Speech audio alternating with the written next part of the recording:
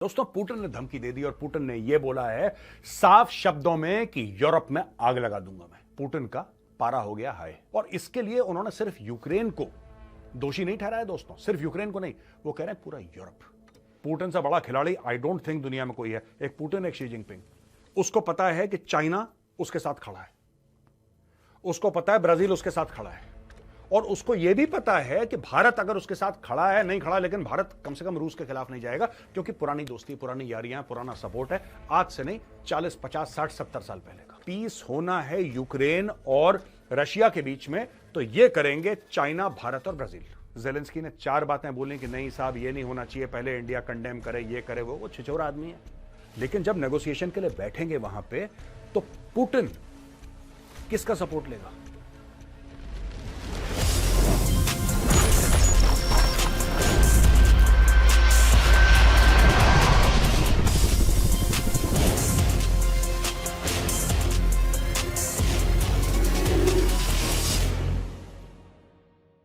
जय हिंद दोस्तों, मैं हूं मेजर गौरव आर्य और आप देख रहे हैं द चाणक्य डायलॉग्स। इस वीडियो को लाइक करिए, हमारे चैनल को सब्सक्राइब करिए, बेल आइकन दबाना बिल्कुल मत भूलिएगा। दोस्तों, पुतिन ने धमकी दे दी और पुतिन ने यह बोला है साफ शब्दों में कि यूरोप में आग लगा दूंगा मैं।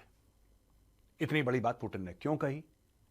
कुर्स्क का एरिया है, इसके बारे में हम आपको इसी प्लेटफॉर्म में पहले भी बता चुके हैं कि वहां पे 1200 से लेकर 1500 स्क्वायर किलोमीटर पे यूक्रेन ने कब्जा कर लिया, और यह है रूस की जमीन। अच्छा, ये लड़ाई तो इनकी चल रही है 2 साल से, वो इनकी इलाके पर कब्जा कर लेते हैं, उनके इलाके पर कब्जा कर लेते हैं, ये सब। लेकिन यूक्रेन ने जो अब करा है, पुतिन का पारा हो गया हाई। यूक्रेन ने ड्रोन का इस्तेमाल करके न्यूक्लियर प्लांट्स पे अटैक करने की कोशिश करी है। अब दोस्तों, ड्रोन एक टेक्नोलॉजी है और न्यूक्लियर प्लांट्स एक दूसरी टेक्नोलॉजी है। ये लोग ड्रोन का इस्तेमाल करके न्यूक्लियर प्लांट्स को ठोकने की कोशिश कर रहे हैं। और पुतिन ने यह बोला है कि साहब, अगर तुम हमारे ऊपर हमला करोगे, पूरे यूरोप में आग लगा दूंगा मैं। जहां तक टेक्नोलॉजी की बात है दोस्तों, एक छोटा सा मैसेज मैं आपको देता हूं, फिर वापस हम वीडियो पे चलेंगे। मैसेज ये है दोस्तों, टेक्नोलॉजी का असर तो हर जगह है, खासतौर पे पॉलिटिशियन अपनी कंट्री को आगे बढ़ाने के लिए इसका यूज करते हैं। ठीक वैसे ही ह्यूमन काइंड में भी बहुत बड़े बड़े चेंजेस आने वाले हैं, और इस रेस में आगे रहने के लिए एक टेक्नोलॉजी पर होल्ड होना बहुत जरूरी है, and that is artificial intelligence. अगले 10 साल एआई की दुनिया को वही लोग लीड करेंगे जो एआई स्किल्ड हैं, लेकिन इस बार हमारे पास पूरा वक्त है और मौका भी है यह सीखने का कि हम भी कैसे एआई की मदद से प्रोडक्ट्स बना सकते हैं। हाल ही में मैंने बहुत सारे सक्सेसफुल लोगों की स्टोरीज पढ़ी हैं, और उनमें से एक है वत्सल, जिन्होंने पिछले 2 सालों में बिना सिंगल कोडिंग के 10+ AI प्रोडक्ट्स बनाए हैं, and is making nearly 1 crore every year. Interesting बात यह है कि he is a simple professional like you and me, जिसने एआई का यूज करके अपने आइडियाज को रियलिटी में बदल दिया। अगर यह स्टोरी आपको एक्साइटिंग लग रही है, don't miss a chance to learn all this in Vatsal's upcoming master class, जो कि पहले 2000 द चाणक्य डायलॉग्स के व्यूअर्स के लिए एकदम फ्री है। इसका लिंक आपको डिस्क्रिप्शन में मिल जाएगा। इस मास्टर क्लास में हम वत्सल की उन स्ट्रेटजीज को रिवील करेंगे, उन्होंने एआई से जो आइडियाज जनरेट किए, नो कोड स्टैक की मदद से एआई प्रोडक्ट्स कैसे बनाए, और उन्होंने कैसे अपने प्रोडक्ट्स के लिए फर्स्ट 100 यूजर्स को एक्वायर करा। मतलब वो सारी चीजें बताएंगे जिससे उन्होंने 10+ एआई प्रोडक्ट्स बनाए हैं, जो कि उनको 1 करोड़ से ज्यादा की अर्निंग दे चुके हैं। 3 लाख से ज्यादा लोग अभी तक इस मास्टर क्लास को अटेंड कर चुके हैं। इसमें सबसे इंटरेस्टिंग पार्ट यह है कि चाहे आप टेक से हो या नॉन टेक से, like sales, marketing, HR, products, या फिर डिजाइन, या फिर एंटरप्रेन्योर, यह मास्टर क्लास आपके लिए कंप्लीट रोड मैप रहेगा, एआई से प्रोडक्ट्स बनाने से लेकर लॉन्च करने तक। सो अपने आइडियाज को आइडियाज ही न रहने दें, अभी डिसीजन लीजिए फौरन के फौरन, और जल्दी से ये फ्री स्लॉट बुक करिए। इसका लिंक आपको डिस्क्रिप्शन में मिल जाएगा। तो दोस्तों, अब आते हैं वापस पुतिन की बात पे। अब ये देखिए साहब, बात ये हुई है कि ज़ैपोरिज़िया प्लांट, जो यूरोप का सबसे लार्जेस्ट न्यूक्लियर फैसिलिटी है, ये रशियन ट्रूप्स ने 2022 में कैप्चर कर लिया था। ठीक है जी, 2022 में कैप्चर हो गया था। अब अटैक्स ऑन ज़ैपोरिज़िया और कुर्स्क न्यूक्लियर पावर प्लांट, ये अटेम्प्ट करा है। अटेम्प्ट सक्सेसफुल नहीं हुआ, यूक्रेन का जो हमला था वो सक्सेस नहीं हुआ दोस्तों, लेकिन अटेम्प्ट तो करा था इन्होंने। और जब बंदा एक बार सक्सेसफुल नहीं होता है, वो बार बार कोशिश करता है। और यही पुतिन ने बोला है कि बॉस सुनो, यह टेररिस्ट एक्टिविटी है। पुतिन ने यह बोला है कि अगर हमारे न्यूक्लियर एसेट्स पे या हमारे न्यूक्लियर प्रोग्राम पे तुमने हमला करा फिर देखना। और इसके लिए उन्होंने सिर्फ यूक्रेन को दोषी नहीं ठहराया दोस्तों, सिर्फ यूक्रेन को नहीं, वो कह रहे हैं पूरा यूरोप।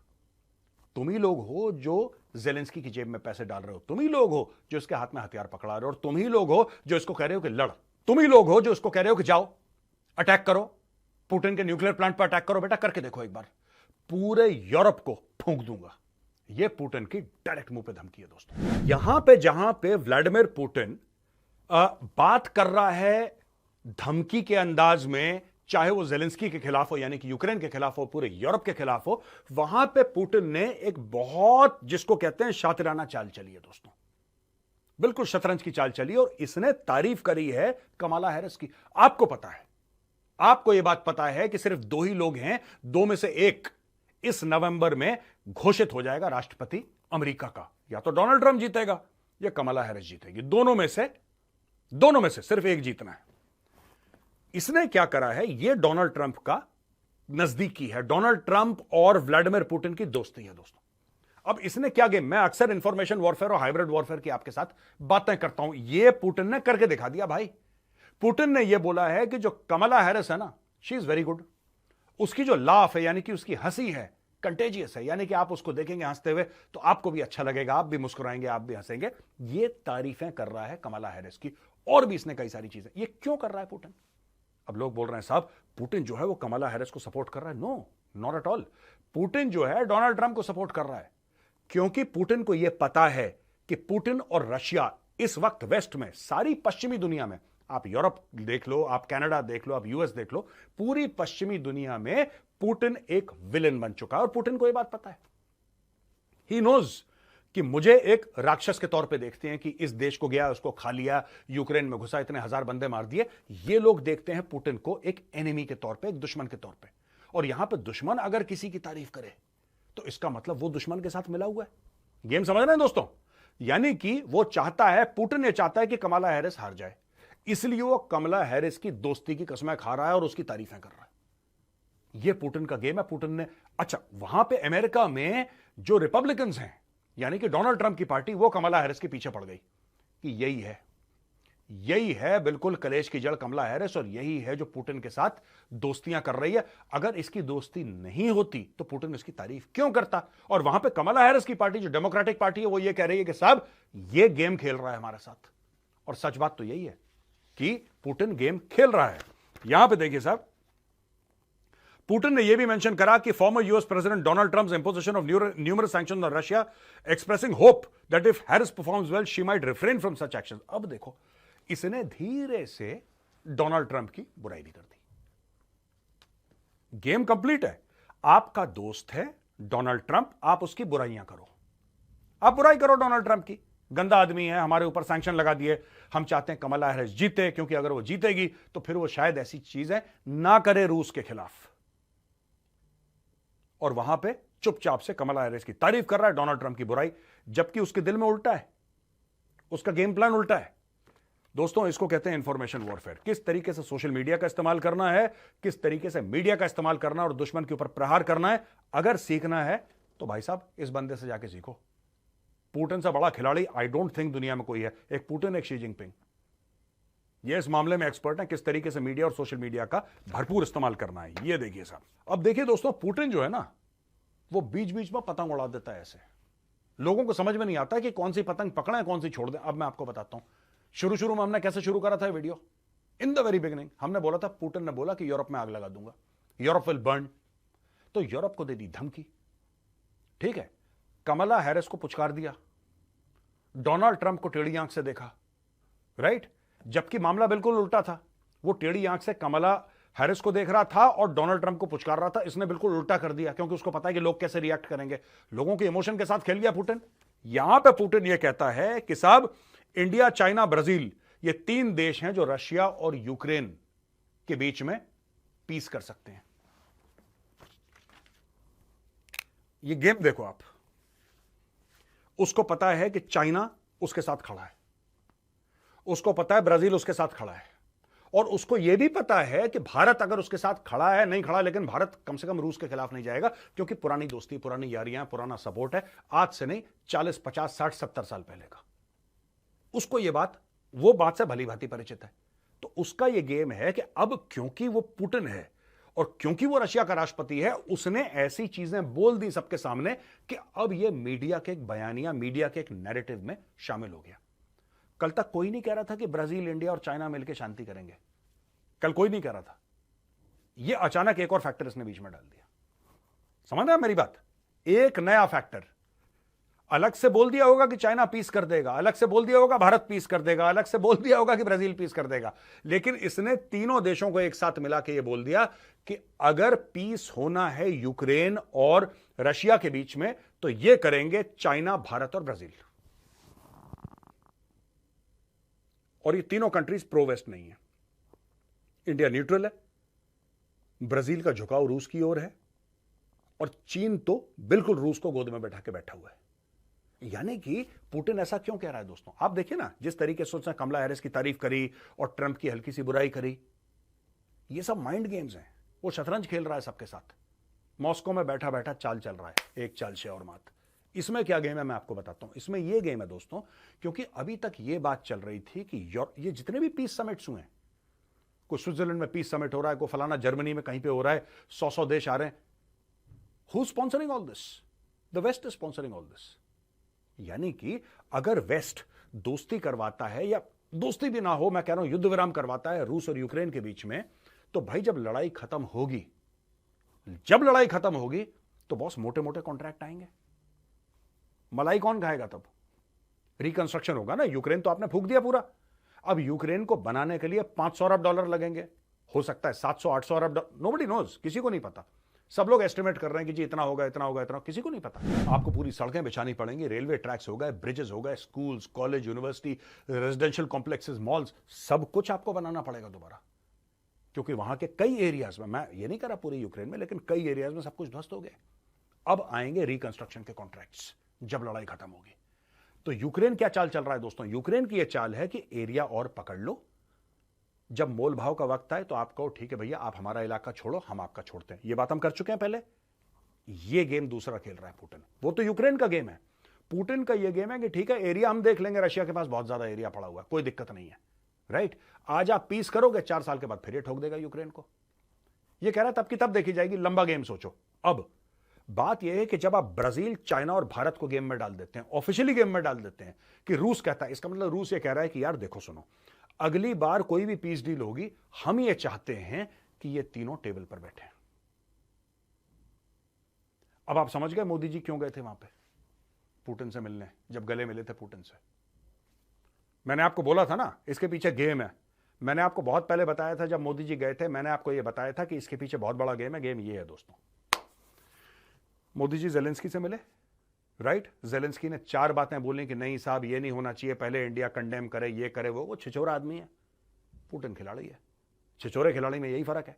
उसने बोल दिया कि नहीं, जब तक आप ये नहीं करेंगे तो ये नहीं करेंगे, ये नहीं होगा, ये नहीं होगा। लेकिन उसने बोला कि हां ठीक है यार, अगर भारत कोई चीज रखता है, भारत कोई पीस समिट रखता है, भारत के अंदर इंडिया स्पॉन्सर करता है, तो हम उसका हिस्सा बनने को तैयार हैं, राइट। अब पीस समिट में क्या, पीस समिट रूस और यूक्रेन की लड़ाई के बीच में अगर पीस समिट होना है भारत में, क्या भारत यह बोलेगा कि सिर्फ तुम आओ और पुतिन नहीं आएगा, या रूस का कोई बंदा नहीं आएगा?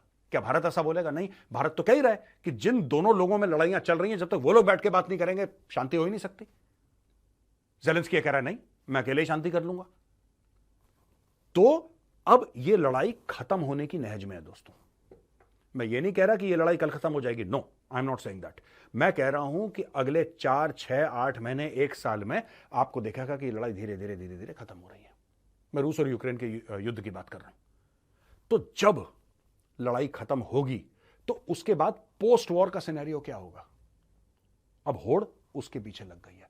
इसीलिए न्यूक्लियर वॉर की धमकियां हो रही हैं, इसीलिए ये जमीन कैप्चर करने की बात हो रही है। सब लोग अपनी अपनी पोजीशन ले रहे हैं और अब होंगे नेगोशिएशन शुरू। और अगर भारत में ये मीटिंग होती है, और अगर ये मीटिंग मोदी जी करवाते हैं, तो उसमें रशियंस भी आएंगे, उसमें यूक्रेनियंस भी आएंगे, लेकिन रूस की तरफ से कौन बोलेगा? क्योंकि यूक्रेन की तरफ से बोलने वाला तो पूरा वेस्ट है भाई। यूक्रेन की तरफ से बोलने वाला पूरा का पूरा वेस्ट है। The entire West is speaking for Ukraine. They are saying कि नहीं, रूस गलत है, यूक्रेन सही है, और रूस को ठोको, हथियार दो, पैसा दो यूक्रेन को, मारो रूस को। ये तो वेस्ट बोल रहा है। लेकिन जब नेगोशिएशन के लिए बैठेंगे वहां पे, तो पुतिन किसका सपोर्ट लेगा? आप सोचिए जरा गेम पुतिन का। पुतिन किसका सपोर्ट लेगा भाई? पुतिन सपोर्ट लेगा फिर इन 3 देशों का, इन 3 देशों का सपोर्ट लेगा। और ये जो 3 देश हैं, ये ब्रिक्स के हैं। Brazil, Russia, India, China, south Africa.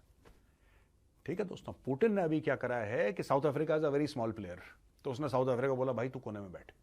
उसने ब्रिक्स के जो 3 बड़ी इकोनॉमीज हैं, 3 बड़े मिलिट्री पावर्स हैं, 3 बड़े डिप्लोमेटिक पावर्स हैं, चुपचाप ये कमेंट देके ब्रिक्स की कंट्रीज को अपनी ओर कर लिया।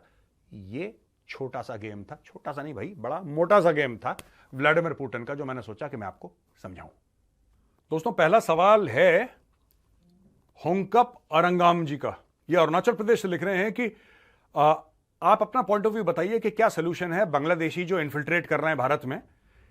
सेंट्रल गवर्नमेंट सीरियसली इनके खिलाफ कोई एक्शन क्यों नहीं ले रही है? मुझे ऐसा लग रहा है कि भारत के लिए बहुत बड़ा खतरा है अगर हमारी जो अथॉरिटी है, यानी कि जो सेंट्रल गवर्नमेंट है, इसके ऊपर कोई एक्शन ना ले। जय हिंद। तो होंकप जी, मैं आपको यह बताना चाह रहा हूं कि देखिए, इसमें ना बहुत सारी इंडिया के अंदर भी पॉलिटिक्स इन्वॉल्व है। जब एनआरसी लाया गया, एनआरसी इसी के लिए था, राइट?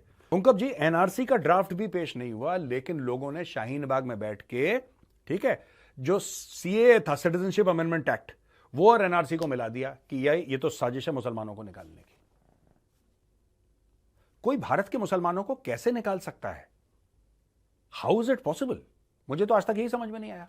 लेकिन हां, वहां पे जो लोग बैठे थे, जो मुस्लिम्स बैठे थे, उनके दिमाग में लोगों ने यह बात डाल दी, ऑपोजिशन पार्टीज ने यह बात डाल दी कि मोदी चाहता है कि हिंदू राष्ट्र बने और तुम्हारी इसमें कोई जगह नहीं है, तुम्हें तो निकाल के मानेगा।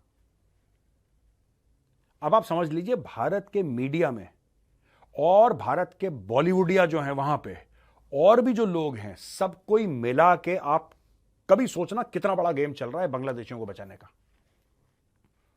आपने जो एनआरसी बनाया है, या आप जो एनआरसी, आपसे मेरा मतलब सेंट्रल गवर्नमेंट जो एनआरसी बनाना चाहती है या लॉ लाना चाहती है, राइट? अब वो आएगा, उसका पढ़ेंगे लोग ड्राफ्ट, फिर उसके ऊपर कमेंट्स करेंगे XYZ, पर बेसिकली एनआरसी क्या कहता है? एनआरसी ये कहता है कि भैया एक नेशनल रजिस्टर बनेगा सिटीजनशिप का। यही तो कह रहा है एनआरसी। अगर आप अवैध रूप से आए हैं, आपको पूरा मौका दिया जाएगा प्रूव करने का कि आप लीगल हैं, इलीगल हैं। लेकिन अगर आप पाए गए, अगर कंक्लूसिव प्रूफ मिल गया कि आप इलीगल हैं, then you have to go back. इसमें गलत क्या है? इसमें गलत क्या है? लेकिन दोस्तों, बात यह है कि क्योंकि जो बांग्लादेशी अंदर आ रहे हैं वो मोस्टली मुस्लिम्स हैं, और सरकार देख रही है बांग्लादेशी रेफ्यूजीज या इलीगल इमिग्रेंट्स, सरकार वैसे देख रही है, बाकी सारी पॉलिटिकल पार्टीज ऐसे देख रही हैं कि यार ये तो मुसलमानों के खिलाफ है, ये तो मुसलमानों के खिलाफ है।